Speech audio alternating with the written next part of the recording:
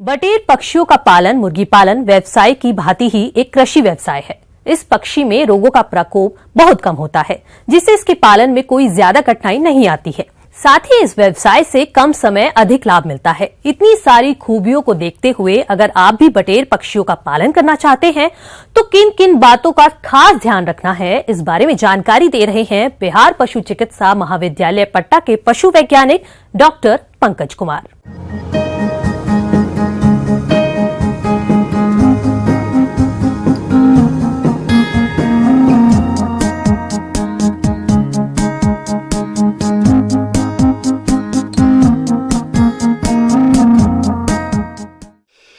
किसान भाइयों, बटेर पालन एक व्यवसाय का रूप लेते चला जा रहा है। बटेर पालन एक ऐसा व्यवसाय है जो कम लागत में, कम पूंजी में अर्थात और कम समय में कम जोखिम भरा कार्यक्रम है और इसमें अधिक आमदनी प्राप्त किया जा सकता है। पिछले कुछ सालों में अंडे और मांस का कारोबार तेजी से बढ़ा है। इसके लिए मुर्गी फार्मिंग करते हैं, जिसमें मुनाफा तो मिलता है लेकिन बीमारियों का डर भी बना रहता है। ऐसे में बटेर पालन कर कम खर्च में ही ज्यादा मुनाफा कमा सकते हैं। बटेर पालन से अगर आप जुड़ना चाहते हैं तो इसके लिए जापानी स्क्वेल भारतीय परिवेश में और भारतीय वातावरण में अच्छी तरह से पल भर रही है, जिससे कटरनिक्स कहा जाता है। जापानी स्क्वेल इसे आप ले सकते हैं। तो जापानी स्क्वेल नस्ल की बटेर अगर आप पालेंगे तो बेहतर रहेगा। ये चितकबरे रंग की होती हैं, पंख काले और उजले रंग के होते हैं और गर्दन पे सुरमई रंग और हल्के रंग होते हैं, गोल्डन कलर के होंगे। बटेर पालन के लिए अच्छी नस्ल है फराव, इंग्लिश सफेद, ब्रिटिश रेंज, कैरी उज्जवल, कैरी श्वेता, कैरी उत्तम, कैरी पर्ल और जापानी कोयल। इनका पालन भी किसान कर सकते हैं। बटेर पालन कर रहे हैं तो इनके ब्रूडिंग का अर्थात जो जीवन का प्रथम 2 सप्ताह काफ़ी नाजुक होता है, क्योंकि बटेर के अंडे औसतन 10 से 11 ग्राम के होते हैं। ऐसी स्थिति में चूजे स्वभावतः काफ़ी छोटे होते हैं, 8 से 10 ग्राम के, और ये चूजे नाजुक होते हैं। इसके लिए आप 200 वाट के बल्ब की व्यवस्था सुनिश्चित करें, जो बटेर के ब्रूडर हाउस में ज़मीन से 1 से 1.5 फीट ऊंचा रहे। ज़्यादा ठंड पड़ने से रूम में हीटर लगाना पड़ेगा। सारे कमरे के दरवाजे खिड़की को पैक करके रखना पड़ेगा, ताकि अंदर का तापमान 95 डिग्री फ़ारेनहाइट से 100 अथवा 105 डिग्री फ़ारेनहाइट तक बना रहे, तभी जाके बच्चों की बढ़वार अच्छी हो पाएगी। घर की जहाँ तक बात है तो इसको जो मुर्गी पालन के लिए मुर्गी फार्म जैसा आप बनाते हैं उसी तरह का घर बनेगा। अर्थात चाहे तो बिछाली पद्धति में, जिसे डीप लीटर सिस्टम कहा जा सकता है, उसमें आप रख सकते हैं। नहीं तो फिर पिंजरा पद्धति, जिसे केज सिस्टम कहा जाता है, उसमें पाल सकते हैं। अगर आप डीप लीटर सिस्टम या बिछाली पद्धति में रखते हैं तो 4 इंच से 5 इंच तक की बिछाली, कुन्नी, लकड़ी का बुरादा जिसे हुआ, या धान की भूसी डाल करके बटेर रख सकते हैं। औसतन 1 वर्ग फीट स्थान में 6 से 7 बटेर को आप रख सकते हैं। अर्थात जितने दूर में एक मुर्गी आप पाल सकते हैं उतना में आप 6 से 7 बटेर को रखा जा सकता है। इनके फीडर और ड्रिंकर बिल्कुल मुर्गियों की तरह होते हैं, अर्थात पानी के बर्तन और खाने के बर्तन। फर्क इतना है कि ये छोटे होते हैं। 2 लीटर से लेकर के 2.5 लीटर वाले ड्रिंकर ले लें और 1 किलो से लेकर के 3 किलो का फीडर आता है, उस फीडर प्लास्टिक के बर्तन को ले लें। अगर आप बिछाली पद्धति अथवा डीप लीटर सिस्टम में बटेर पालन कर रहे हैं तो पानी के बर्तन और जो ये खाने के बर्तन है उसका स्थान प्रतिदिन अवश्य ही बदल दिया करें। अगर दाना की बात करें तो जो प्री स्टार्टर दाना आप मुर्गी के लिए, ब्रॉयलर के लिए देते हैं, वही दाना बाजार से खरीद कर बटेर के लिए उपयुक्त है, वही दाना आप यूज करें। औसतन 28 किलो कैलोरी ऊर्जा प्रथम 2 सप्ताह में आवश्यकता पड़ती है और उसके बाद के अगले 3 सप्ताह में 3000 से 3100 किलो कैलोरी ऊर्जा की आवश्यकता पड़ती है उसमें। तो इस हिसाब से आप प्री स्टार्टर दाना अगर देते हैं तो बटेर काफ़ी अच्छा बढ़वार बनेगा। कुल मिलाकर अंडा उत्पादन के लिए आप करते हैं तो बेहतर है। मांस उत्पादन के लिए अगर आप कर रहे हैं तो ये और ही अच्छा है। बटेर को आप जान लें कि काफ़ी रोग प्रतिरोधी प्रजाति है, तो आपको इसमें किसी प्रकार के टीकाकरण की आवश्यकता नहीं पड़ती है। एक जगह लगातार नमी रहने से कई तरह की बीमारियों का संक्रमण होता है, विशेषकर कॉक्सीडिया जैसी घातक बीमारी आपके बटेर में हो सकती है। तो नमी रहित वातावरण बनाना अवश्य सुनिश्चित करें। इसके लिए आप पानी के और ड्रिंकर और फीडर के बर्तन को स्थान को प्रतिदिन चेंज किया करें। अगर फार्म में आप प्रवेश करते हैं बटेर के घर में और आपको कोई बहुत तीखा स्मेल आता है, अमोनिया का स्मेल कहा जाता है, इसका अर्थ है कि उसके अंदर का वातावरण में नमी ज़्यादा है और अमोनिया गैस का विसरण हो रहा है। ऐसी परिस्थिति में वो काफ़ी घातक है। इसके लिए आप प्रति अगर 10 फीट गुना 10 फीट का घर है तो 4 से 5 किलो चूना, कली चूना जो होता है उसको पाउडर बना करके उस पानी में बिछाली में अगर आप मिला देते हैं तो उसका विसंक्रमण हो जाता है, कीटाणुनाशक का काम करता है और जो वहाँ नमी है उसको भी ये कम करने का काम करता है। साथ ही किसी प्रकार की दवा या किसी प्रकार की विटामिन देने की ज़रूरत नहीं पड़ती है। हाँ, अगर किसी बाहरी कारण से कभी डायरिया या कॉक्सीडिया या अन्य किसी तरह की बीमारियाँ होती हैं जो कि बहुत ही रेयर या नगण्य हैं, तो आप निकट के पशु चिकित्सक की सलाह पर आप इसमें दवाओं का प्रयोग कर सकते हैं, लेकिन जरूरत आवश्यकता नहीं पड़ती है। बटेर को बेचने की उम्र लगभग 5 सप्ताह है और बटेर को बाजार में बेचा जा सकता है। एक बटेर लगभग 2 से 2.5 किलो दाना खाकर 300 ग्राम मांस देता है। इसका मांस मुर्गे की अपेक्षा महंगा भी बिकता है। एक बटेर 6 से 7 सप्ताह में अंडे देने शुरू कर देती है। साल भर में बटेर का 5 से 6 बार पालन कर उत्पादन प्राप्त किया जा सकता है। औसत अंडा प्रति वर्ष 280 से 300 अंडे आप प्राप्त कर सकते हैं। कुल मिलाकर ये व्यवसाय काफ़ी बेहतर है। अगर आप प्रशिक्षण की व्यवस्था सुनिश्चित करना चाहते हैं तो इसके लिए आप अपने राज्य के कृषि विश्वविद्यालय से संपर्क करें। झारखंड प्रांत के लिए बिरसा कृषि विश्वविद्यालय रांची झारखंड अथवा बिहार पशु विज्ञान विश्वविद्यालय पटना से संपर्क स्थापित कर सकते हैं। बिहार पशु चिकित्सा महाविद्यालय पटना के प्राचार्य अथवा रांची पशु चिकित्सा महाविद्यालय रांची के प्राचार्य से संपर्क स्थापित कर इसके प्रशिक्षण की व्यवस्था संपर्क कर सकते हैं। अगर आप सुदूर देहाती या सुदूर जिला के रहने वाले हैं तो आप अपने जिला के आत्मा कार्यालय कृषि प्रौद्योगिकी प्रबंध अभिकरण आत्मा से संपर्क करें। वो भी आपको प्रशिक्षण की व्यवस्था सुनिश्चित करेंगे। ग्रुप बनाकर आप प्रशिक्षण लेकर अधिक आमदनी प्राप्त कर सकते हैं। मक्का की खेती बिहार में तीनों ही मौसमों में की जाती है। फिलहाल जहां रबी मक्के की फसल में भुट्टे बन रहे हैं, वहीं जायद में बोई गई मक्का की फसल बढ़वार की शुरुआती अवस्था में है। पर जैसे अभी मौसम में बदलाव हो रहा है, ऐसे में फसल पर कई रोगों का प्रकोप बढ़ जाता है। इसलिए समय रहते रोगों की रोकथाम करना बेहद जरूरी है, जिसके बारे में बता रहे हैं बिहार कृषि महाविद्यालय सबोर जिला भागलपुर के पौध रोग विशेषज्ञ डॉक्टर गिरीश चंद।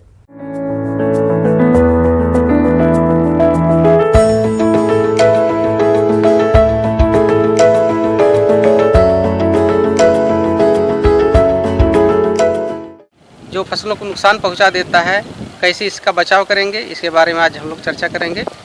इसमें जो रोग लग जाता है वह मुख्य रूप से पौधे का जो मक्का होता है उसका टर्सिकम लीफ ब्लाइट होता है।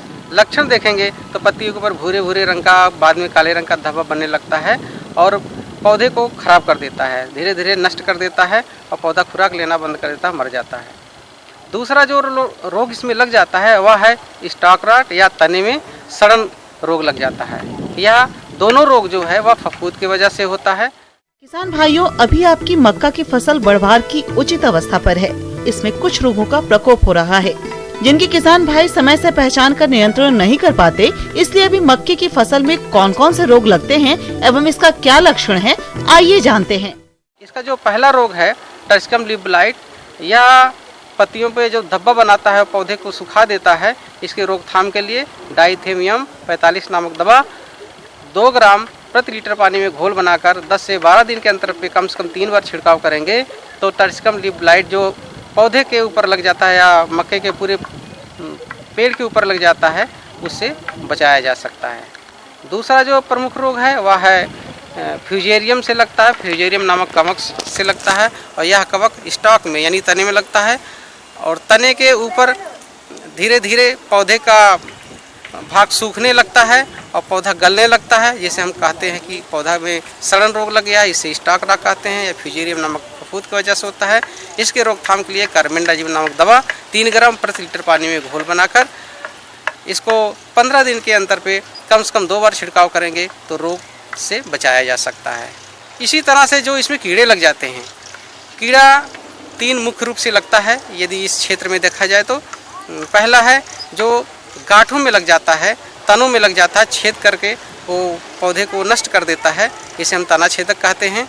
तो इसके रोकथाम के लिए और जो टॉप बोरर लगता है यानी ऊपर का जो सबसे ऊपरी भाग होता है पौधे का वह सूखने लगता है, या तने में छेद हो जा रहा है या ऊपर से सूख जा रहा है, टाप बोरर लग रहा है, ये दोनों कीड़ों के लिए आप नीम आधारित दवाओं का प्रयोग करेंगे। जैसे निम्बिसिडिन है, निमेगान है, तो इस तरह से 2 मिलीलीटर 1 लीटर पानी में घोल बनाकर यदि छिड़काव करते हैं 10 से 12 दिन के अंतर पे कम से कम 3 बार छिड़काव करेंगे तो जो चाहे टाप बोरर कीड़ा लग रहा है या उसमें सूट बोरर लग रहा है, ये दोनों से हम पौधे को बचा सकते हैं। आजकल ये देखा जा रहा है और ये अपने क्षेत्र का बहुत बड़ी समस्या बना हुआ है कि एक नया प्रकार का कीड़ा दिखाई दे रहा है जो पूरी पत्तियों को खा जा रहा है। खासतौर से जो मक्का का पौधा है या मक्का से संबंधित जो और हमारे पौधे हैं उनका पूरा का पूरा पत्तियाँ खा जा रहा है। जैसा कि आप लक्षण में देख रहे हैं, देखिए धीरे धीरे पत्तियों को खाते खाते पूरा ख़त्म कर दे रहा है। पूरा केवल मुख्य भाग या बीज का भाग बचता है और पौधा खुराक लेना बंद कर देता है और पौधे का जो उत्पादन होता है, फसल का उत्पादन होता है, बहुत ज़्यादा प्रभावित होता है क्योंकि कीड़ा पूरा जो आर्मी वार्म ये कीड़ा है पूरी अच्छी तरह से फसल को खा के ख़त्म कर देता है। तो ये आर्मी वार्म जो कीड़ा है आजकल बहुत बड़ा समस्या बना हुआ है खासतौर से इस क्षेत्र के लिए। तो इसको आवश्यक है कि समय यदि देखभाल करें और देखभाल करके इसका प्रबंधन करें, रोकथाम करें तो निश्चित है कि फसल को इस आर्मी वार्म कीड़ा से बचाया जा सकता है, अच्छा से अच्छा उत्पादन लिया जा सकता है। बचाने के लिए शुरुआत में यदि यह कीड़ा दिखाई देता है, पत्तियों को एक भाग खाता है और धीरे धीरे पूरे पौधे को खाने लगता है, तो शुरुआती अवस्था में यदि आप इमिडाक्लोप्रिड नामक दवा 1 मिलीलीटर 3 लीटर पानी में घोल बनाएंगे और कम से कम 10 से 12 दिन के अंतराल पर 3 बार छिड़काव करेंगे तो निश्चित रूप से जो ये आर्मी वार्म कीड़ा लगता है वह धीरे धीरे कम हो जाएगा, ख़त्म हो जाएगा, मर जाएगा और हमारा जो मक्का का फसल है स्वस्थ रहेगा और अच्छा उत्पादन देगा। बढ़ते हैं अगली प्रस्तुति की ओर।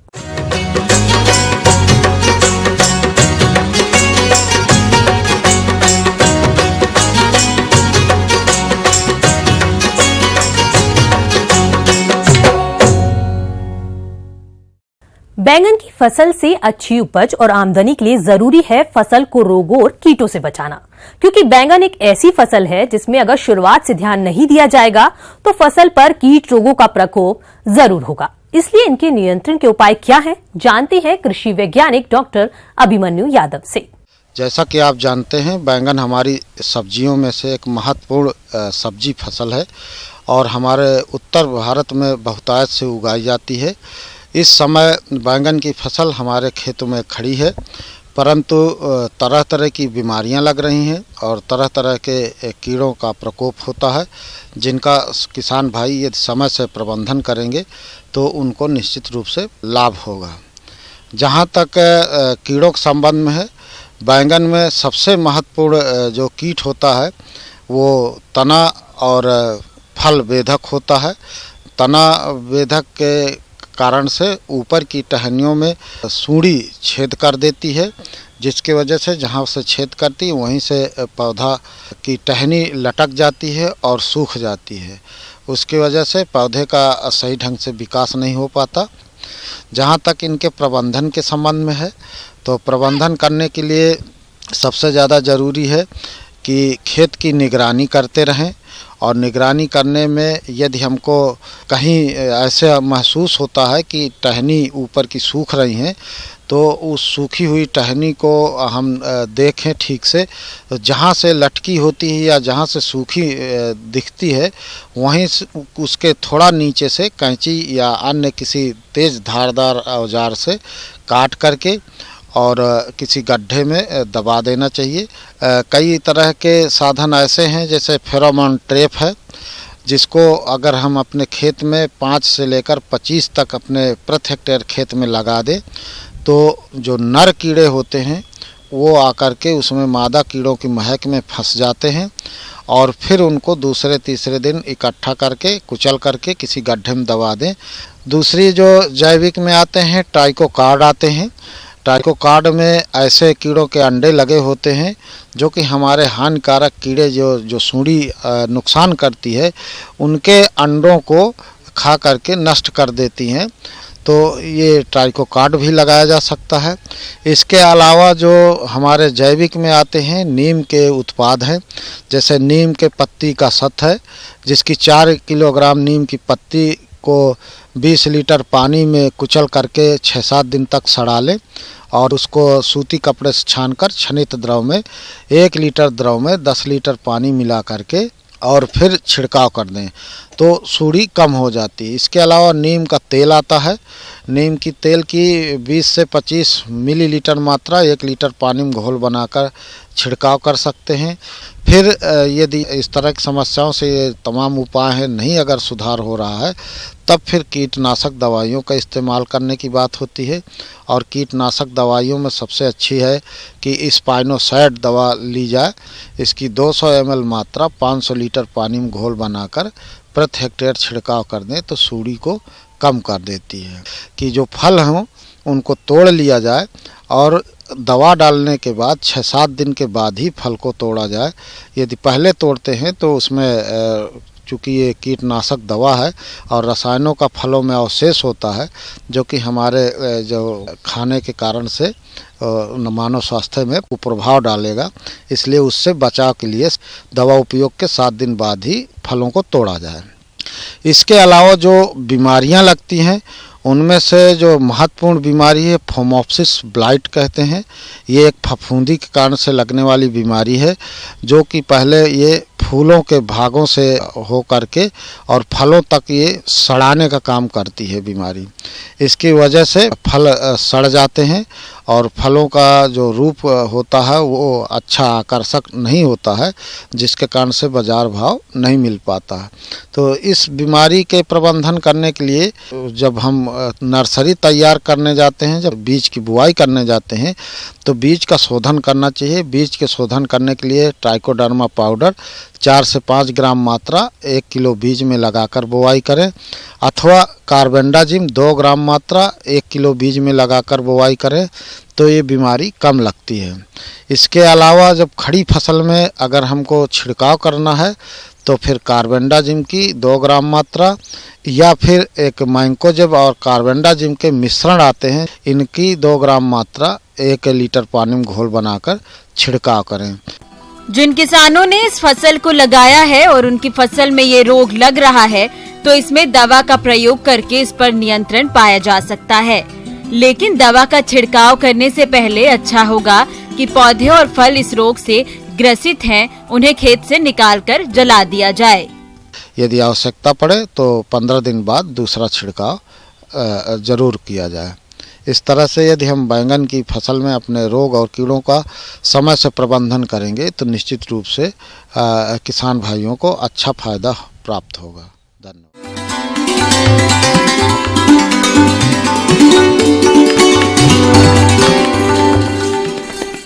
जॉन डियर अन्नदाता हेल्पलाइन निशुल्क फोन संपर्क सेवा के माध्यम से आपके द्वारा पूछे गए प्रश्नों में से 1 या 2 महत्वपूर्ण सवालों को हम अपने कार्यक्रम में शामिल करते हैं। इसी के तहत आज का चयनित सवाल और उसका जवाब इस प्रकार है। अन्नदाता निशुल्क फोन संपर्क सेवा के माध्यम से पूछे गए प्रश्नों में से आज हमने जिस प्रश्न को कार्यक्रम में शामिल किया है उससे पूछा है ग्राम बिशनपुर जिला समस्तीपुर के कृषक गजानंद शर्मा ने यह पपीता में मोजाइक रोग के नियंत्रण के बारे में जानकारी चाहते हैं। तो गजानंद शर्मा जी आपकी जानकारी के लिए प्रस्तुत है कार्यक्रम का यह अंश। नमस्कार किसान भाइयों, आज हम बात करते हैं पपीता में लगने वाले विषाणु जनित बीमारी पपाया लीफ कल वायरस के बारे में। इसमें मोजाइक रोग का प्रकोप अधिक होता है। इस रोग का प्रकोप कीट के द्वारा फैलता है। सबसे पहले मोजाइक रोग से नई पत्तियों पर चितकबरापन एवं सिकुड़न दिखाई देती है। ऐसी पत्तियां आकार में छोटी हो जाती है, पौधे के डंठल छोटे रह जाते हैं और पौधे की वृद्धि रुक जाती है, पौधे की पत्तियां गिरने लगती है। रोग प्रकोप अधिक होने पर पेड़ों पर फूल नहीं बनते। तो बीमारी देखिए जो है वह विषाणु जनित बीमारी होती है। यह विषाणु जनित बीमारी जो होती है मुख्य रूप से पपाया लीफ कल वायरस के द्वारा होता है। एक विषाणु होता है उसके द्वारा बीमारी होती है और इस बीमारी को फैलाने वाला एक जो वेक्टर होता है, जो वाहक होता है, वो सफेद मक्खी होती है जिसे हम बेमेसिया टबेसी के नाम से जानते हैं। तो उसमें हम लक्षण की अगर हम बात करें तो बीमारी में आप देखिएगा कि बिल्कुल पपाया लीफ कल वायरस से प्रभावित जो पौधा होता है पपीता का, वो क्या होता है कि बिल्कुल उसकी जो पत्तियां होती हैं वो मुड़ जाती हैं और डाउनवर्ड और अपवर्ड दोनों मूवमेंट में बिल्कुल कप की तरह उनकी पत्तियां हो जाती हैं, ऊपर की तरफ मुड़ जाती हैं और नीचे की तरफ भी झुक जाती हैं। और बिल्कुल जो उनका जो मिडरिव होता है, जो उनका बीच वाला सेंटर होता है, वो बिल्कुल जब सफेद आपको सफेद लाइट सफेद दिखाई देगा और क्लोरोसिस हो जाता है। जो पौधा को बिल्कुल हरा दिखना चाहिए था वो पौधा पीला और सफेद रंग का दिखने लगता है। और परिणाम ये निकलता है कि पौधों की फोटोसिंथेसिस प्रकाश संश्लेषण क्रिया प्रभावित होती है, पौधा का विकास नहीं होता है, पौधा छोटा हो जाता है बिल्कुल, और उसकी पत्तियां बिल्कुल मुड़ जाती हैं ऊपर और नीचे की तरफ में। और उसके जो मिडरिव होता है वह बिल्कुल सफेद की तरह एकदम छीन दिखाई देता है। कीड़ानाशक दवा का प्रयोग करना पड़ेगा। सफेद मक्खी के नियंत्रण की बात करें तो इसके नियंत्रण करने के लिए हमें इमिडाक्लोप्रिड एक सिस्टमेटिक इंसेक्टिसाइड होता है, उसका 0.05% का हमें स्प्रे करना पड़ेगा, जिसके चलते अगर हम स्प्रे करते हैं और स्प्रे भी 10-10 दिन के अंतराल पे हमें करना पड़ेगा पौधों की। ये इमिडाक्लोप्रिड SL 7.8 SL जो होता है वो काफ़ी अच्छा इंसेक्टिसाइड होता है, जिसका स्प्रे करके हम सफेद मक्खी को की जो वाहक है जो लीफ कल वायरस का, उसको हम नियंत्रण कर सकते हैं।